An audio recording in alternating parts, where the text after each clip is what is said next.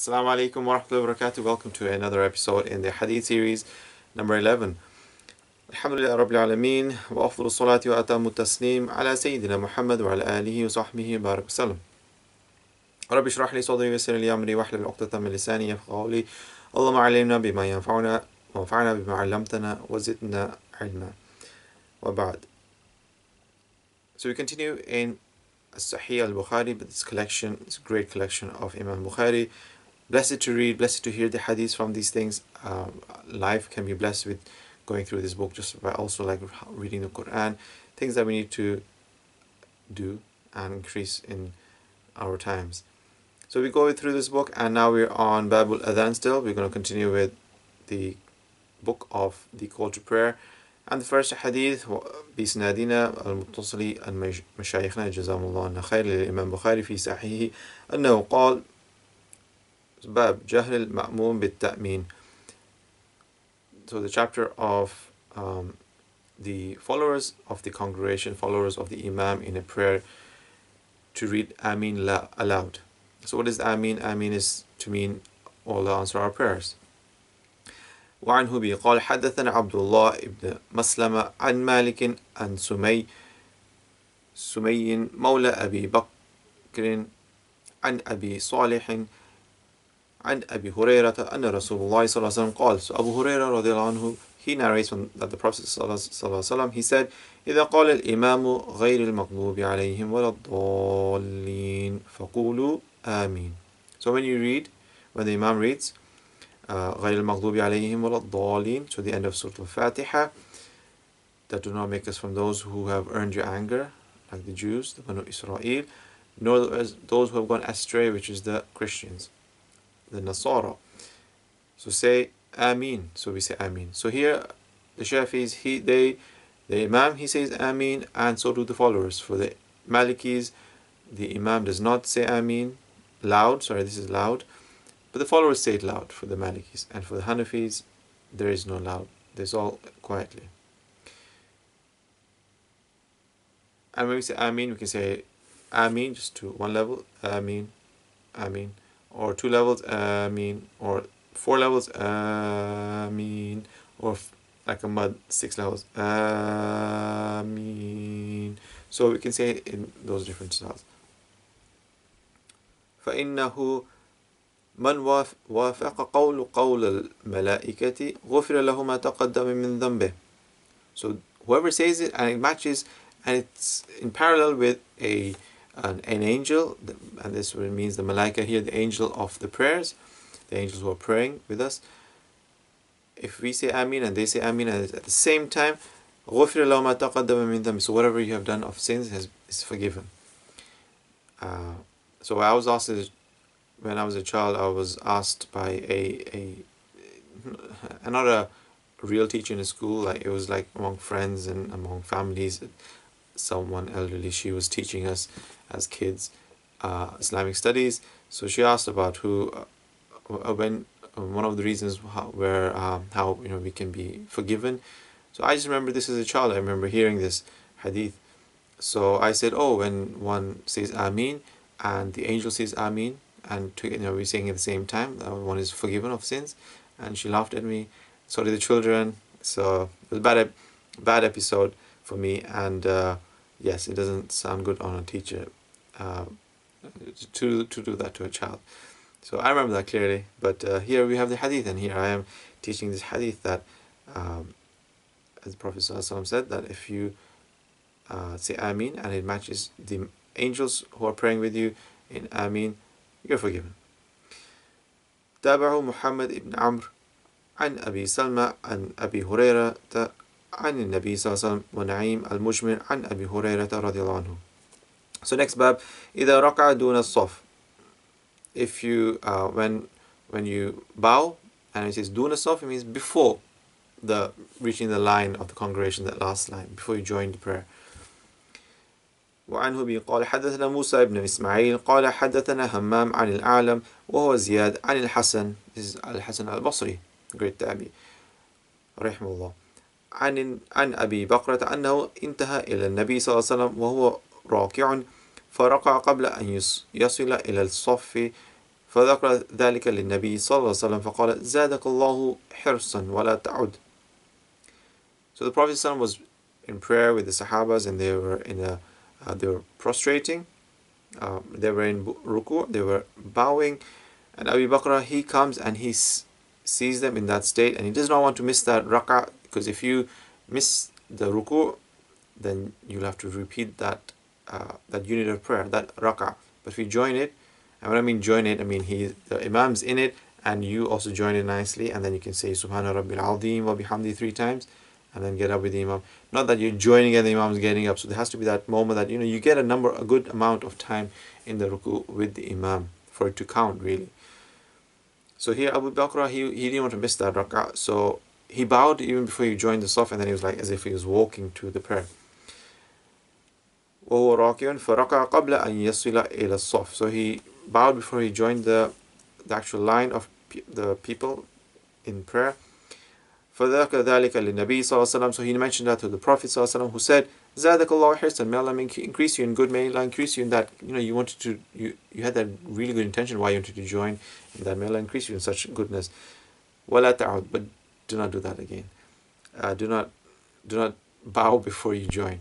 So he didn't say ولا تعيد. He did not say that you do not repeat the salah, meaning that it was fine what you did and then you don't have to repeat the salah. No, he didn't say that.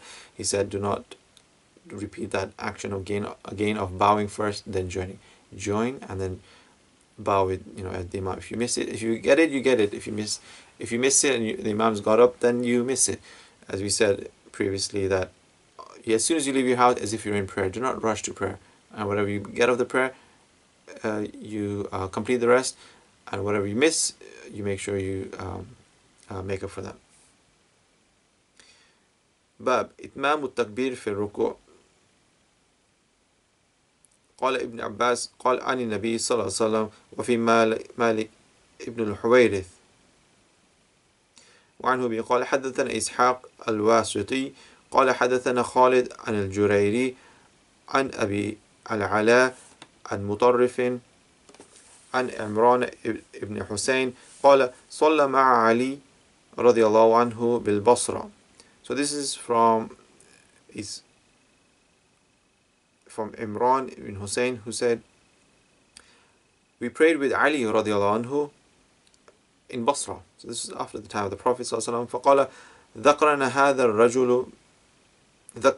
هذا الرجل صلاة كنا نصليها. So this man, which is referring to Ali radiallahu anhu, he made them realize, he reminded them again that they used to pray مع رسول الله صلى الله عليه وسلم. He reminded them how they used to pray with the Prophet ﷺ. فَذَرْقَ أَنَّهُ كَانَ يُكَبِّرُ كُلَّمَا رَفَى وَكُلَّمَا وَضَى. He reminded them that when you do takbir, so the takbiratul intiqalat.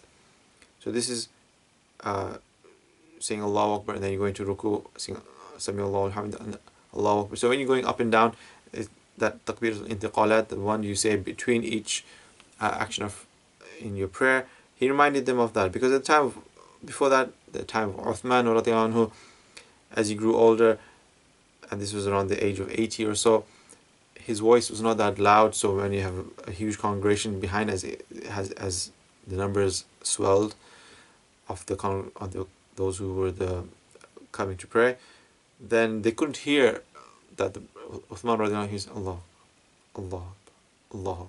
They couldn't hear that he was actually saying Allah when he was moving to the next thing, and they would just see the movement in front of them, and they would just go with them in ruku, in sajda, and getting up and down. So when Ali radiallahu anhu, he prayed in Basra, the narrator is saying that he reminded me that yes, this is what the Prophet did. So Ali radiallahu anhu, he again said it loud, that takbiratul intiqalat, that he said it loud, that between the movements, saying it loud, he reminded them by saying it loud that that's how the Prophet ﷺ taught us to read it. So we move on from here to the next book, which is Kitab al-Eidain, the chapter of Eid, the book of Eid. And Eid is obviously Eid al-Adha, Eid al-Fitr. That is the two Eids, that are two festivals that Allah has given us in a year. According to the Sharia, we also have the Eid of the week, which is the Jum'ah. The Friday is our Eid of the week. So Kitab al-Eidain, Bab Sunnat al-Eidain li Ahl Islam. So Sunnat al-Eid, which is referring to the prayers of Eid. The Eid prayers for those for the Muslims. وعنه بي قال حدثنا حجاج قال حدثنا شعبة قال أخبرني زبيد قال سمعت الشعبي عن البراء قال سمعت النبي صلى الله عليه وسلم يخطب فقال. So al-Bara, he is the narrator of this hadith, and he heard the Prophet صلى الله عليه وسلم as he was giving the sermon, the Eid sermon. فقال إن أول ما نبدأ من يومنا هذا, the first thing that we do on this day, this Eid day, أن نصلي ثم نرجع, that we pray the Eid prayers. Then we return from prayers, and then what do? فننحر, we slaughter our sacrifices. فمن فعل ذلك أصاب سنتنا. So whoever does that, performs that, has performed the sunnah. And the Eid prayer for the Shafis is sunnah mu'akkada, as well as for the Malikis, the highly stressed sunnah. For the Hanafis, it's the wajib aini, so it's like specifically to every individual, it's wajib, obligation to perform. As for the Hanbalis, they hold it that it is farad kifaya, so from the community it's an obligation, but if some of them perform it, the rest of them, they do not have any sin on them, they're absolved from any sins for not doing so, as long as some do it. And then we go on to the Kitab al-Tahajjud, the Book of Tahajjud, the night vigil prayers, the prayers in the last third of the night, which is the best.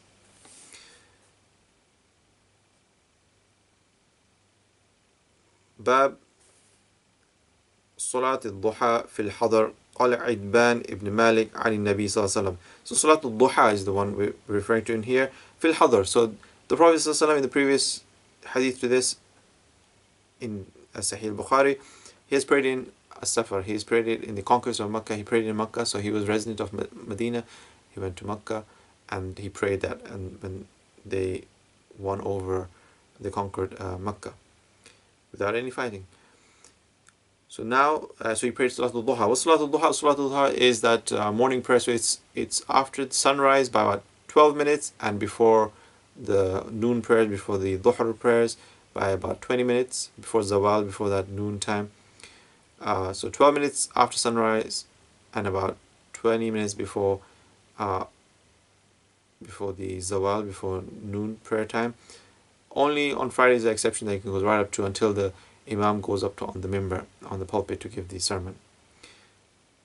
And so that's that time in the morning to read minimum two rak'ahs, two unit of prayers, up to 12. The best being 8, and in the Shafis, the old school, it's 12 is preferred, but the new school, which we follow, is 8 is preferred. So it's in units of 2s. And the hadith goes anhu. So he mentioned Eids ibn Malik. So Eids ibn Malik, he was a Sahabi, was great, had a big body, so, and he had weak eyesight, so he could not come from his place, from his village, he could not come to the Prophet ﷺ's masjid and pray with him. But he wanted to pray at home with his family, but he wanted the Prophet ﷺ to be the first one to pray there in the house. So he made food and he invited the Prophet ﷺ over, and there the Prophet ﷺ, he prayed Salatul Duha, as it comes in the hadith that is going to come. وعنه بي قال حدثنا مسلم ابن إبراهيم أخبرنا شعبة قال حدثنا عباس الجريري هو ابن فروخ عن أبي عثمان النهدي عن أبي هريرة رضي الله عنه. So Abu Hurairah رضي الله عنه, he's the narrator of this hadith, who says أوصاني خليلي بثلاث. So my friend advised me with 3 things. The friend being the Prophet ﷺ, he advised Abu Hurairah. So the Prophet ﷺ, he would advise, he would recommend specific things, specific acts of worship, specific things to say to specific Sahabas, to some Sahabas. So he has a specific thing for specific Sahabas at times. And hence the ulama, they copy that, the spiritual sheikhs, the disciples, things to read, specific things to read, things to occupy themselves with salah, or things like that, all from the Prophet ﷺ, as the one al-mashghul la yushghal, the person who is occupied, it's not going to be occupied by shaitan, because shaitan loves to come and play with your free time. نعمتان مغبون كثير من الناس. Two ni'mas, two blessings that many people are they squander. What are they? As-sihha wal farag. Good health. When we're in good health, we don't make the use of it and use it for worship. And farag, when we're free time, we don't use it for worship as well. So we squander such great blessings that the Prophet ﷺ has said. And the Prophet ﷺ always speaks the truth.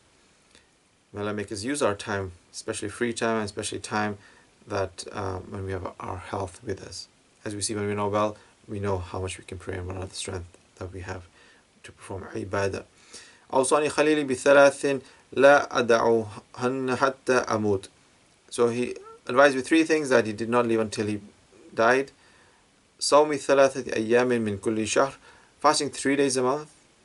وصلاة الضحى, and this is صلاة الضحى, that mid-morning prayer. وَنَوْمٍ عَلَى وِتْرٍ, and to perform the witr just before you go to sleep.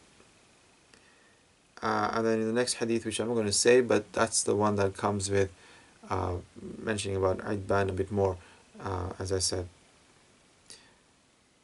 And so we end here. وَصَلَّى اللَّهُ عَلَى سَيِّدِنَا مُحَمَّدٍ وَعَلَى آلِهِ وَصَحْبِهِ وَبَارَكَ وسلم.